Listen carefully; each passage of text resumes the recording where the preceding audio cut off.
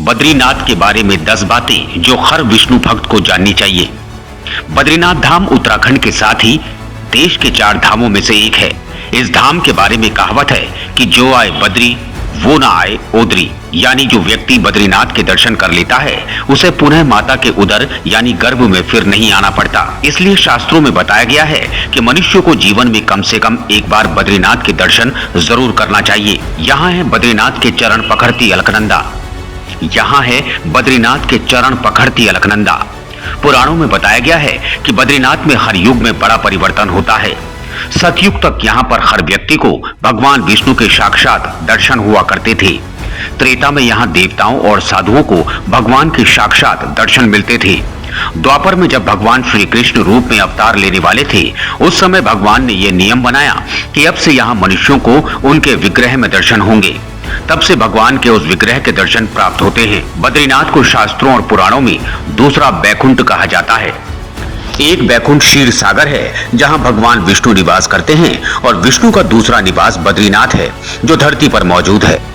बद्रीनाथ के बारे में माना जाता है कि ये कभी भगवान शिव का निवास स्थान था, लेकिन भगवान विष्णु ने इस स्थान को शिव से मांग लिया। 4 धाम यात्रा में सबसे पहले गंगोत्री के दर्शन होते हैं। यह है गौमुख जहां से मां गंगा की धारा निकलती है। इस यात्रा में सबसे अंत में बद्रीनाथ के दर्शन होते हैं। बद्रीनाथ धाम 2 पर्वतों के बीच बसा है। इसे नर नारायण पर्वत कहा जाता है। कहते हैं यहाँ पर भगवान विष्णु के अंश नर और नारायण ने तपस्या की। नर अगले जन्म में अर्जुन और नारायण श्री कृष्ण हुए। बद्रीनाथ की यात्रा में दूसरा पड़ाव यमुनोत्री है।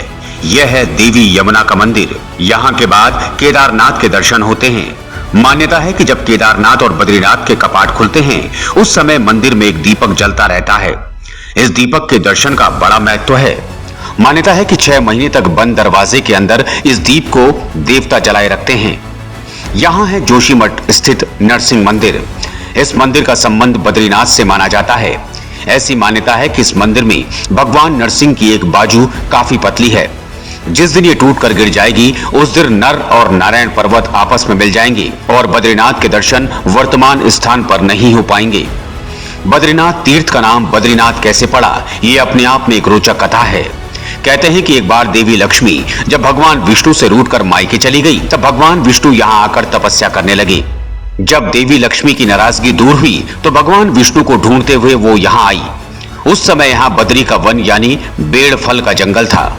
बद्री के वन में बैठकर भगवान ने तपस्या की, इसलिए देवी लक्ष्मी ने भगवान विष्णु को बद्रीनाथ नाम दिया। यहाँ है सरस्वती नदी के उद्गम पर स्थित सरस्वती मंदिर जो बद्रीनाथ से 3 किलोमीटर की दूरी पर माणा गांव में स्थित है। सरस्वती नदी अपने उद्गम से महज कुछ किलोमीटर बाद ही अलकनंदा में विलीन हो जाती है। कहते हैं कि बद्रीनाथ भी कलयुग के अंत में वर्तमान स्थान से विलीन हो जाएंगे और इनके दर्शन नए स्थान पर होंगे जिसे भविष्य बद्री के नाम से जाना जाता है। यहाँ है बद्रीनाथ का भव्य नजारा। मान्यता है कि बद्रीनाथ में भगवान शिव को ब्रह्म हत्या के पाप से मुक्ति मिली थी। इस घटना की याद दिलाता है वो स्थान जिसे आज ब्रह्म कपाल के नाम से जाना जाता है। ब्रह्म कपाल एक ऊंची शिला है जहां पितरों का तर्पण श्राद्ध किया जाता है।